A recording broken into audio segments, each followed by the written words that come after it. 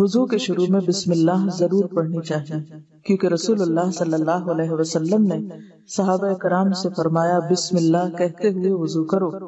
واضح رہے کہ وضو کی ابتدا کے وقت صرف بسم اللہ کہنا چاہیے، الرحمن الرحیم کے الفاظ کا اضافہ سنت سے ثابت نہیں۔ نبی صلی اللہ علیہ وسلم نے فرمایا جو شخص وضو کے شروع میں اللہ کا نام نہیں لیتا اس کا وضو نہیں۔ پھر دونوں ہاتھ پہنچوں تک 3 بار دھوئیں۔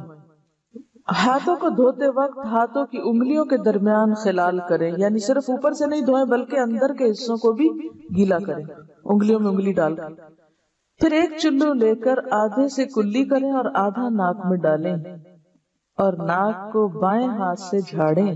یہ عمل 3 دفعہ کریں۔ پھر 3 بار منہ دھوئیں، یعنی چہرہ۔ پھر ایک چلو لے کر اسے ٹھوڑی کے نیچے داخل کر کے داڑھی کا خلال کریں۔ پھر دایاں ہاتھ کوہنی تک 3 بار دھوئیں، پھر بایاں ہاتھ کوہنی تک 3 بار دھوئیں۔ ایلبو کو کہتے ہیں کونی، اور یہ جو ہڈی ہے یہ شامل ہونی چاہیے اس میں۔ پھر سر کا مسح کریں۔ دونوں ہاتھ سر کے اگلے حصے سے شروع کر کے گدی تک پیچھے لے جائیں، یعنی جہاں تک بالوں کی جڑیں ہیں۔ پھر پیچھے سے آگے اسی جگہ لے آئیں جہاں سے مسح شروع کیا تھا، یعنی جیسے خواتین کے بال لمبے ہوتے ہیں یا ان کے الجھنے کا ڈر ہوتا ہے تو آپ اس کو اس طرح کر کے بھی آہستہ آہستہ لا سکتے ہیں، ضروری نہیں کہ پورے بال پیچھے سے آگے الٹائیں۔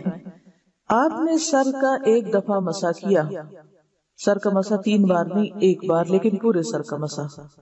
پھر کانوں کا مسح اس طرح کریں کہ شہادت کی انگلیاں دونوں کانوں کے سوراخوں سے گزر کر کانوں کی پشت پر انگوٹھوں کے ساتھ مسح کریں۔ کانوں کا مسح اس طرح کریں کہ شہادت کی انگلیاں دونوں کانوں کے سوراخوں سے گزار کر کانوں کی پشت پر انگوٹھوں کے ساتھ مسح کریں، انگوٹھے پیچھے اور شہادت کی انگلی سوراخوں کے اندر۔ پھر دایاں پاؤں ٹخنوں تک 3 بار دھوئیں اور بایاں پاؤں بھی ٹخنوں تک 3 بار دھوئیں، یعنی اگر آپ ٹیپ کے آگے بھی دھو رہے ہیں تو اس کو 3 دفعہ پاؤں کو ہلا لیں، اور اگر آپ پانی ہاتھ سے ڈال کے کر رہے ہیں تو 3 چلو ڈالیں۔ جب وضو کریں تو ہاتھ اور پاؤں کی انگلیوں کا خلال کریں، یعنی پاؤں کی انگلیوں کے اندر بھی انگلی ڈالیں، چھوٹی انگلی۔